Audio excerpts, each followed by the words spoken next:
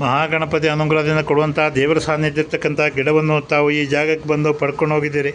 ಪಡ್ಕೊಂಡು ಹೋದ್ಮೇಲೆ ಒಳ್ಳೆಯದಾಯಿತು. ಮಕ್ಕಳನ್ನು ಕರ್ಕೊಂಡು ಬಂದಿದ್ದೀರಿ.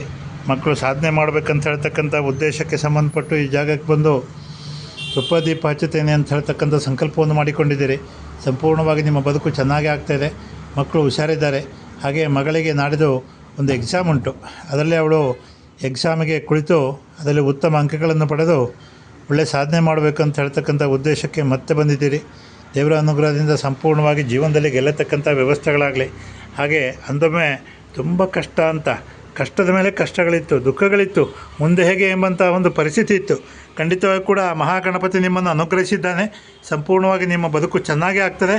ಎಲ್ಲ ರೀತಿಯಲ್ಲೂ ಕೂಡ ಬದುಕು ಚೆನ್ನಾಗಿ ಆಗೋದ್ರೊಂದಿಗೆ ಋಣಮುಕ್ತ ಜೀವನ ಆಗಲಿ ಅಂತ ಶ್ರೀ ಮಹಾಗಣಪತಿಯಲ್ಲಿ ಪ್ರಾರ್ಥನೆ. ಗೆಲ್ಲುವೆ ಎಂಬಂಥ ಆತ್ಮವಿಶ್ವಾಸವನ್ನು ಇಟ್ಟುಕೊಂಡಿದ್ದೀರಿ.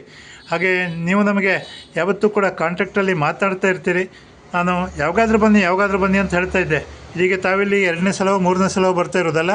ದೇವರ ಅನುಗ್ರಹದಿಂದ ಸಂಪೂರ್ಣವಾಗಿ ಯಶಸ್ಸಾಗಿ ಎಲ್ಲವೂ ನಿಮ್ಮಂತೆ ಆಗಲಿ.